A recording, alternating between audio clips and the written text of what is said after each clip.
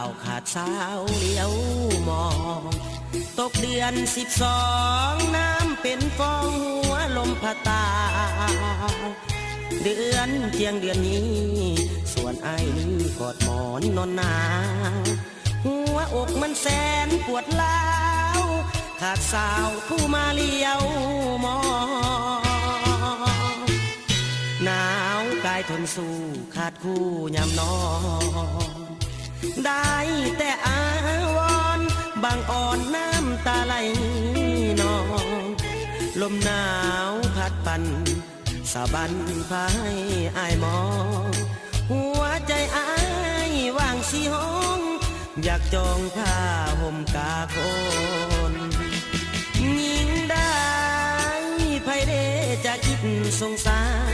รแสนทรมานสมสารด้วยใจกลางวน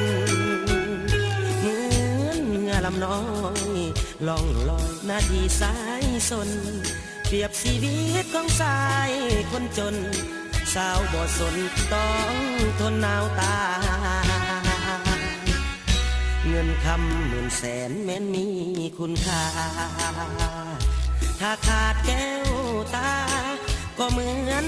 กับว่าขาดใจอายจริงของนวลน้องโปรดจงเห็นใจอย่าปล่อยอายต้องหนาวตายจะมีสาวใดสวยที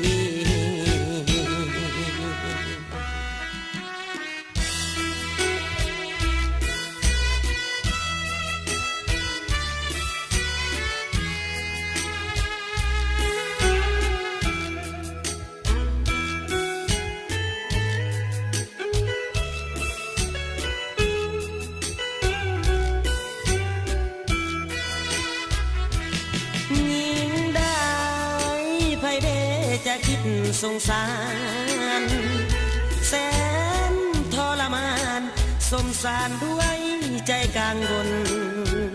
เหมือนเงาลำน้อยล่องลอยนาทีสายสน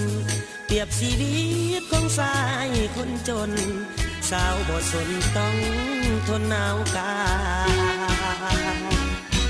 เงินคำหมื่นแสนแม้นมีคุณค่าถ้าขาดแก้วตาก็เหมือนกับว่าขาดใจอายจริงของ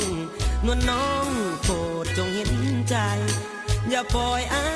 ยต้องหนาวตายจะมีสาวใดสวย